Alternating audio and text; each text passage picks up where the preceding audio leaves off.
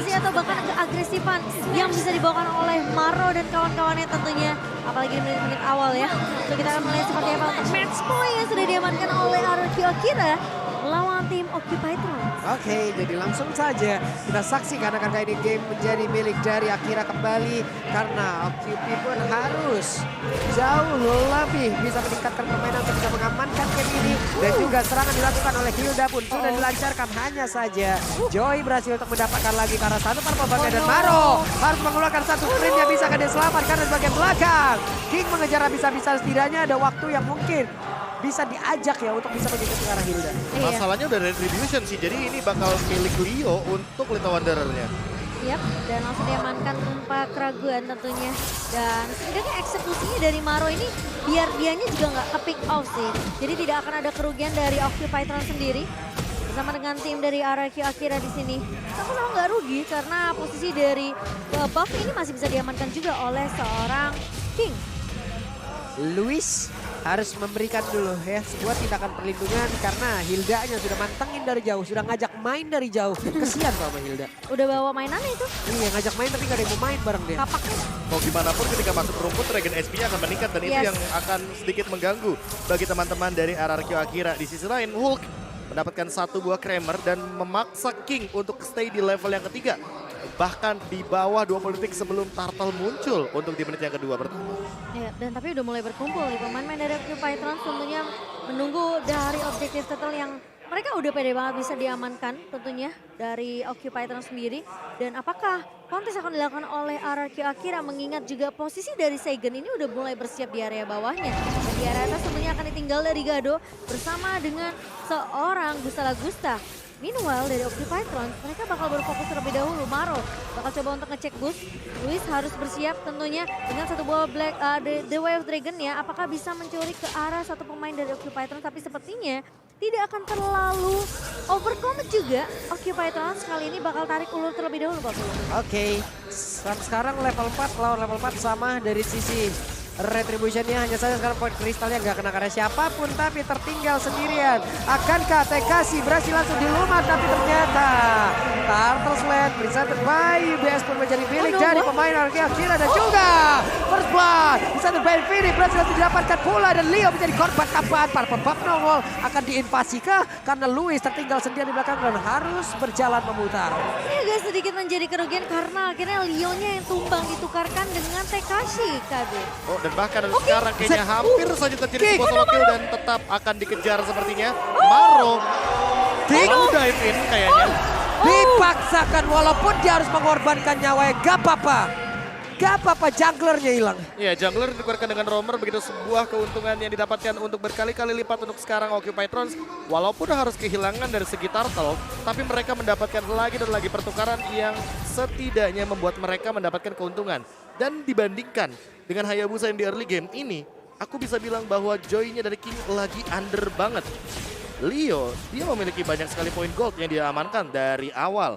Sementara King dengan dia build ternyata menuju ke arah Genius One, sepertinya ini akan menjadi salah satu penghalang untuk nantinya ketika skema team fight mau tidak mau dia harus menyimpan skill-skillnya terutama untuk electrifying beats-nya agar tidak dia gunakan hanya untuk melakukan pattern farming saja. Oke. Wah. Way of Dragon-nya mungkin ke arah yang cukup jauh tapi dibalaskan lagi. Reward Manipulation plus Bonaparte Memory dan juga Reward Manipulation belum cukup loh. Bersama dengan pasif yang dimiliki Maro juga ya. Tadi langsung masuk mengumpat di area busnya. Membuat seorang Maro tentunya masih bisa bertahan. Meskipun tahun apart memori yang sudah dibuka oleh Gustala Gusta. Tapi Tekashi dan satu buah River Fighter mencoba untuk memberikan poke damage ke arah seorang Hulk di sini. Clock of Destiny di menit yang keempat. Jadi sebuah item yang sangat mahal sekali tentunya bagi Lunox. Dan ini akan menjadi sebuah jawaban nantinya ketika sedang ingin melakukan team fight 4-1. Terutama di early game seperti Occupy Throne yang nabrak terus-terusan ke arah Luis. Ke arah seorang King. Terus beri pressure dari early game karena untuk Maro sendiri dia benar-benar memaksimalkan potential power dari Hilda di early game. Oke, itu dia Cimomo. Oke, Gustala Gusta masih selamat. Dibalaskan Real Manipulation dan mau kemana Gustala Gusta karena masih bisa menggocek. Lenyap. Tapi terlalu dekat dengan seorang Fury sehingga masih bisa connect shotnya. Sementara kali ini Maro akan menjadi pertukaran yang bisa dibilang ini cukup mahal untuk RRQ Akira Gusta Lagusta akan sedikit tertinggal tentunya dari segi farmingan.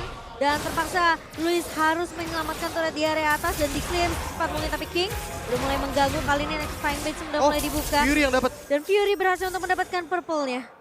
Oke, tapi tetap bukan Hayabusanya. Tapi setidaknya retribusinya jadi nggak kepake setidaknya juga. retributionnya tidak digunakan, Iya. lalu King juga tidak mendapatkan keuntungan sama sekali. Walaupun sekarang kalau misalkan kita melihat secara skema nantinya untuk tim fight selanjutnya, tetap target adalah Maro dan masih belum ada identifikasi bahwa teman-teman dari RRQ Akira akan menuju kepada Dominance Ice agar Maronya tidak bisa semena-mena menuju ke arah bagian depan. Tapi Luis tadi hampir aja mau melakukan inisiasi ke arah seorang Gado, namun bakal coba ditahan karena Maronya udah mulai kelihatan juga nih di Benar. area pushnya. Dan yang unik adalah lihat item pertama dari Seigen. Dia langsung menuju ke arah Brute Force agar dia tahu kali ini dia tidak bisa ditumbangkan dengan cepat, terutama bagi Gado dan juga bagi satu sosok Hayabusa yang bisa melakukan instant kill kepada sosok Eve yang begitu squishy di lini tengah. Tapi Luis menahan Wave Dragon-nya dan dilepaskan begitu saja setelah turretnya tumbang. Tapi Maro namanya akan tumbang di tangan Gusta Wah, Lagusta. gak Gado kena. ternyata miss itu Chaos Assault yang gak connect ke arah seorang Gusta Lagusta. Sayang banget dengan jarak yang masih sangat-sangat cukup jauh Lumayan tadi. jauh ya. Gak ada satupun damage yang masuk dan connect ke arah tim lawan Lunox. Kehilangan satu daerah pertahanan pula. Ya mau bagaimanapun Lunox di sini hanya sebagai eksekutor, jadi mau tidak mau dia harus memaksimalkan bagaimana badan yang begitu tebal dari sosok Hilda, atau setidaknya di sini harus memaksimalkan hook ketika dia mainin energy eruption, dan itu satu-satunya cara untuk bertahan hidup dengan menggunakan Lunox dan bisa melakukan dealing damage dengan pertukaran di area team fight. Oh, tapi Luis terpok begitu banyak damage-nya, tapi Tekashi mulai masuk dengan satu beberapa fighter mengejar ke arah seorang Maro. Kali ini Luis bertahan, satu Bushido kill dari seorang Leo. Leonya nggak bisa menemukan Luis, tapi ternyata di backup dengan cukup cepat dari seorang Fury. Sementara di sisi lain Leo berhasil untuk mendapatkan turtle slain by UBS dan Fury tumbang. Tangan Gusta Lagusta masih mau lebih, Tonya connect, ternyata masih mau lebih. King-nya akan ditumbangkan di tangan seorang Maro. Oke, dengan hal yang udah mereka dapatkan untuk kali Turtle dapat, lalu ada satu orang bahkan dua orang tadi berhasil dihancurkan. Objektif selanjutnya, outer turret yang ada di area bottom lane ini udah harus langsung mereka sikat semaksimal mungkin. Bahkan ada penjagaan langsung dari minimap yang langsung dihasilkan oleh Hilda. Setidaknya ada informasi yang bisa dia berikan. Ya perlahan-lahan tapi pasti Occupy Trons dapetin keuntungan yang emang harusnya jadi hak mereka di early game. Karena dengan Hayabusa, Hilda, apalagi yang kita sempat mention sebelumnya Fredrin, ini akan membukakan sebuah skema permainan agar RRQ Akira tidak mendapatkan banyak sekali advantage di early game. Dan nanti early game-nya akan dipegang sama Occupy Trons. Dengan mereka pegang early game, otomatis mid game-nya akan lebih dikuasai juga dari Territorial Lord dan bisa melakukan pick off lebih manis ketimbang di game yang sebelumnya. Secara item, Gado sudah selesai dengan Lightning Truncheon, jadi kombonya udah cukup untuk eksekusi dari Lunox dengan Chaos Assault. Sisanya, ini tinggal gimana caranya dari Maro untuk mempertahankan badan tebalnya dia ketika nanti dia akan langsung di-engage oleh pemain-pemain dari RRQ Akira. Karena untuk sekarang, Tekashi dia sudah akan makin lebih mengerikan ketika memiliki Brute Force, dan itu makin sulit lagi untuk ditumbangkan karena akan memiliki stack yang lebih banyak, pertahanan yang lebih kuat, dan juga penambahan darah serta cooldown yang lebih banyak. Tapi gila respect banget ya dari Gusta Lagusta, dia ngebikin satu buah mythical defense tentunya dengan rope-nya. Dan satu buah select plate ini benar-benar make sure damage physical yang dimiliki Occupy Trons ini nggak langsung masuk instan ke arah seorang Gusta Lagusta. Wah, itu masih ya, mereka sekarang stay dulu di area mid semuanya, belum mau melakukan apapun. Baru saja disebutkan Tekashi udah kehilangan cukup banyak HP di bagian tengahnya, tapi Maro siapa yang akan menjadi korban? Coba lihat cakarannya, tapi Void Crystal membuat langkah kakinya jauh lebih berat. Bahkan kali ini Hayabusa cukup berani. Leo, anda itu tadi jarak di 8 yard. Dan spell save-nya udah mulai connect pula, tapi Maro berhasil menghancurkan langsung arah Luis ya, tapi Luis ya masih berhasil selamat Cibomo. Masih bersama selamat, tapi ternyata dari satu Bushido kill dari seorang Leo menumbangkan King yang menjadi target utama. Sementara dari Tekashi mulai datang kali memberikan backup ke arah RRQ Akira. Dan dengan satu pemain yang tumbang, tidak ada retribution untuk RRQ Akira. Harusnya Occupy Trons mereka masih bisa untuk mendapatkan Lord yang tidak akan dikontes oleh RRQ Akira. Yap, Luis mau ngedeket aja coba susah banget karena diganggu oleh Maro yang ada di bagian belakang, tapi Maronya masih selamat lagi. Maro benar-benar membandel. Ya ini sprintnya benar-benar dia gunakan ketika benar-benar momen krusial saja. Dan di satu sisi lainnya ketika ada The Way of Dragon akan di-cancel dengan Energy Eruption. Oke, dan bahkan mundur terlebih dahulu Seigen dengan satu buah flicker. Karena melihat pergerakan dari Maro kali ini yang sudah mulai muncul dari area boost mid nih ya. Iya. Tidak akan terlalu overcommit, Be. Dan kalau misalkan melihat dari sekarang ya, ini Gusta Lagusta sama Gado kalau secara perbandingan damage-nya tentu Gado akan lebih jauh memiliki damage karena dia akan menuju kepada Holy Crystal. Bahkan Fury dia sudah selesai dengan Divine Glaive-nya. Jadi untuk sekarang mau tidak mau teman-teman dari Occupied Trons akan menabrak terus-terusan, akan memanfaatkan bagaimana skema permainan mereka dengan 1.800 gold yang mereka amankan dengan pola permainan agresif. Tapi jangan sampai mereka terjebak di dalam area high ground karena masih ada Seigen. Seigen adalah jawaban untuk nanti di bagian high groundnya RRQ Akira comeback. Karena inilah satu-satunya cara untuk bertahan hidup nantinya di late game. Shadow kill yang sudah mulai terbagi tapi kali ini Gado masuk dengan satu ball picker dan bahkan tumpang kali Seigen. Sementara pemain-pemain dari RRQ Akira bakal coba dipukul mundur. Double kill diamankan oleh Fury dan bahkan dari TKC sempat mendapatkan satu pemain yaitu Gado, tapi kali ini Hulk menahan di area depannya. King mengebuka satu buah electrifying beats dan bahkan Maro bersama dengan Hulk dengan satu buah pressure wards dari seorang Hulk membuat King tentunya tidak bisa bertahan, Pak Pulung. Terlihat tadi mereka sepertinya ingin bisa engage ya, tapi ternyata dengan ada satu Fredin di depan, cukup dengan bisa menahan berbagai damage yang masuk. Valentina kembali lagi loh, sambil menunggu dari sisi cooldownnya. Belum lagi Maro juga udah kembali dan menjadi korban satu orang. Dan ini dia jarak 8 dia akankah masih sempat tapi ternyata tidak.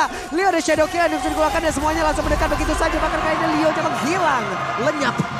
Ini bisa menjadi turning table dari RRQ Akira dikarenakan satu momentum dari Leo ini bakal mematahkan banyak banget skema permainan agresif untuk Occupied Trons.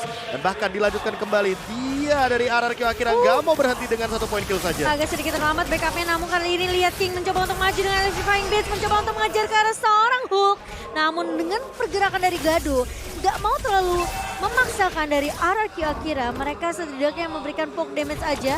Dan pemain-pemain dari RRQ Akira mereka harus mungkin bisa dibilang peka terhadap minimap juga karena speed push yang bisa dibawakan oleh Hulk ini kemungkinan besar bisa membuat pemain-pemain dari RRQ Akira ini ke distract gitu loh. Ya, dan Seigen walaupun dia sudah selesai dengan menggunakan satu buah item Ancient Talisman, tapi dia membutuhkan satu buah Winter Transit setup. Buset dah ini benar-benar, tapi Valentina aja down. Bahkan kali ini Gadonya sudah mengeluarkan Plan of Order. Terjebak sudah sehingga menempatkan bagaimana real world manipulation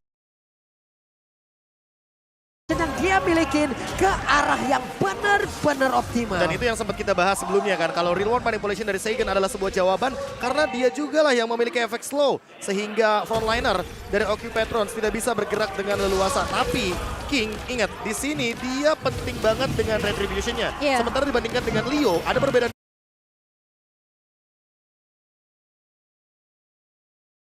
dua level yang mengharuskan bahwa RRQ Akira tidak melakukan lore tapi melakukan sebuah skema pick off untuk memakan atau menghabisi bagaimana banyaknya hero-hero dari Occupied Trons. Tapi Hulk kali ini tidak akan terlalu memaksakan untuk melakukan kontes karya Lord Slain by UBS kali ini untuk pemain-pemain dari RRQ Akira. Sementara Occupied Trons dengan kehilangan dua pemain mereka harus lebih bersabar tapi tahunnya connect. King terkena Terrified tapi King nggak bisa selamat dari seorang Fury yang nggak bisa selamat dari seorang Fury yang langsung yang sangat amat baik. Dan kali ini lihat launchnya udah langsung mulai mengarah ke area bawah. Sementara Luis melihat ada Hulk dan ini potensi dari seorang Maro. Apakah akan dimaksimalkan dengan adanya satu penculikan ke arah seorang Seigen? Sementara Seigen harus berhati-hati karena posisinya tidak baik-baik saja. Seigen apakah terculik tapi ternyata masih punya flicker untuk mundur. Dan Fight Crystal memberikan seorang efek dan bahkan dari TKC mengenai di depannya. Dan bahkan Fury tertangkap. Real World Manipulation yang dibuka oleh seorang Seigen dan bahkan Maro pun tumpang di tangan Gusta Lagusta 40. Benar sekali, TKC harus mundur terlebih dahulu. Luis mau kemana? Sementara Gusta Lagusta harus mundur pula mengikuti bagaimana mungkin secara langsung dikeluarkan tapi di bagian atas Kingnya mencoba untuk bisa mendapatkan langsung ke arah satu bestar yang ada di area top lane. Void Crystalnya memberikan efek slow, ada serangan kayak dilakukan Tonefan memorinya sudah masuk ke dalam tubuh dari Gado. Wow, dan kali ini dengan 3 pemain tersisa dari Occupied Trons yang membuka satu buah Real Manipulation Gadonya dipukul mundur. Hulk mencoba untuk menahan di area depan. Tapi Leo bakal coba ngebuka satu buah shadow kill. Dan bahkan lihat pemain-pemain dari Akira Kira dipukul mundur begitu saja. Bisa Lagusta masih mencoba untuk menahan. Dan Leo berhasil ditumbangkan namun akan di-trade dengan cukup cepat dari seorang Fury. Oke, bahkan untuk kali ini Maronya akan kemana lagi job desk-nya untuk bisa langsung mengejar ke arah King, tapi di bagian depan. Gitu. Hampir saja. Hampir.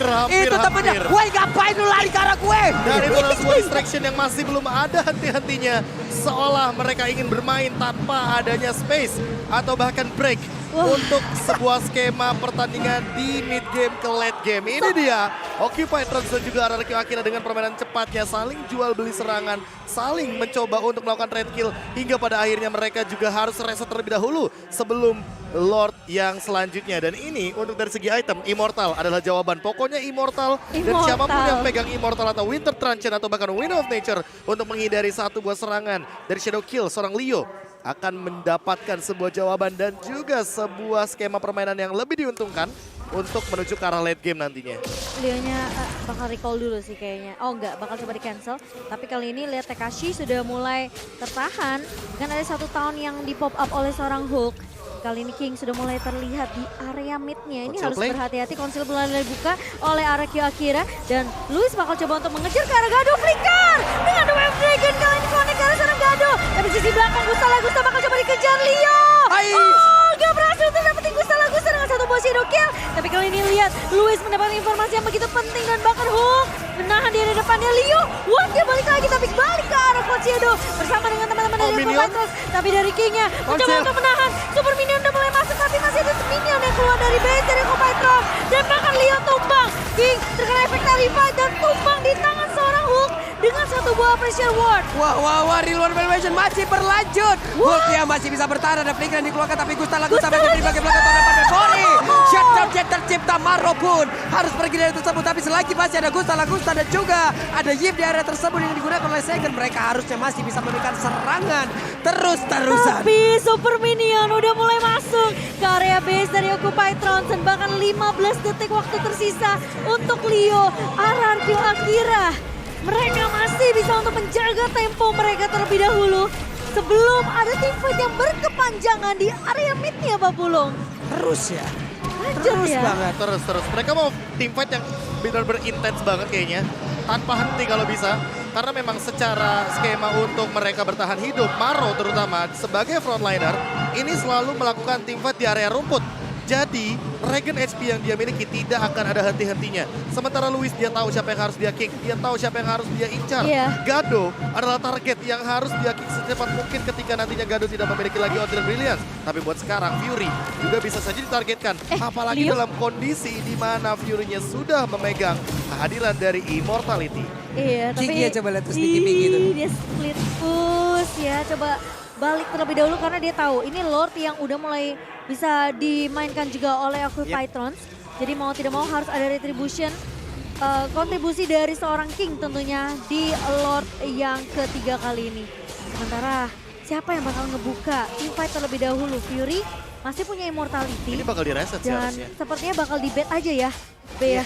Ya, bakal direset, bakal biarin untuk teman-teman Occupy Trons fokus Mereka ke area dari mid atau top lane. Karena minionnya akan terus berjalan tanpa henti. Sementara lihat di top lane, masih tetap akan berjalan. Lihat sekarang, ini dia pick off-nya. Oke, mereka tahu ya busanya seperti bagian atas. Satu DP utama juga tidak ada di dalam satu pertempuran ini. Hulk!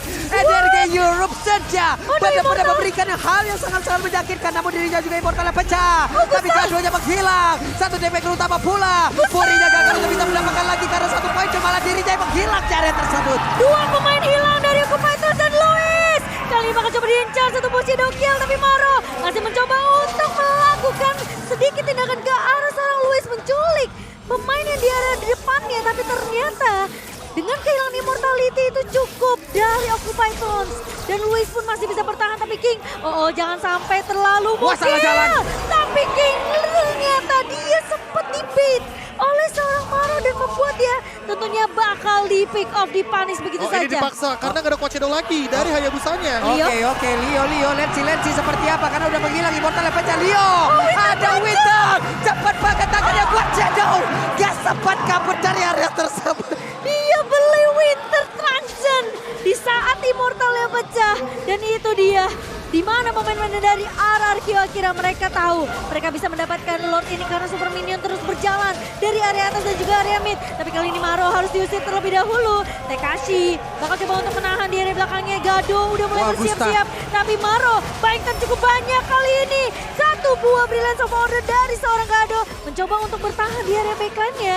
Dan bahkan ini buying time yang banyak banget dari Occupy Trans membuat RRQ Akira bakal ngeriset lagi. Tapi masalahnya Gak ada yang mau reset, itu Gak ada dia yang mau permasalahan reset. utamanya. Karena mereka team fight-nya intens banget. Mereka udah terbawa adrenalin rush yang sudah semenjak di menit yang ke-16 terjadi. Karena baik dari RRQ Akira atau bahkan Occupy Trons, mereka sama-sama memiliki keunggulan. Dan buat sekarang karena hadirnya King, ini bakal menjadi sebuah Lord yang gratis bagi teman-teman RRQ Akira. Lord yang menjadi milik dari Akira. Lord selain bersama by UBS Gold pun berhasil mereka amankan. Udah ada kehadiran dari tubuh Leo sendiri. Hanya saja mereka harus diserang lewat 6 sekaligus. Ini dengan bersama Lord, nggak ada lagi best turret. Buset. Dan ingat ini ada reward manipulation. Di samping Lord, Eve akan memberikan efek damage tambahan. Meledak-meledak pula. Kecuali kalau misalkan ternyata ada jawaban dari Occupy Trons. Oke, apakah jawaban itu sudah mulai disiapkan oleh Kupaitlon sembari tadi Lordnya udah mulai berjalan. Dapatkan satu buah Next Dragon Fall, satu buah White Dragon-nya connect dari seorang Luis ke arah seorang Hook. Dan Lordnya bakal berfokus terhadap base-nya kali ini Tekashi. Bakal coba dipukul mundur Maro. Bakal baik time waktu yang banyak di area belakang tapi dia ditumbangkan oleh Gusta Lagusta. Sementara ini Lordnya masih bisa dibersihkan oleh pemain dari Occupy Trans. Sementara Super Minion udah mulai masuk kali ini. Dan sepertinya dari Occupy mereka bakal coba untuk menahan selama. Leo!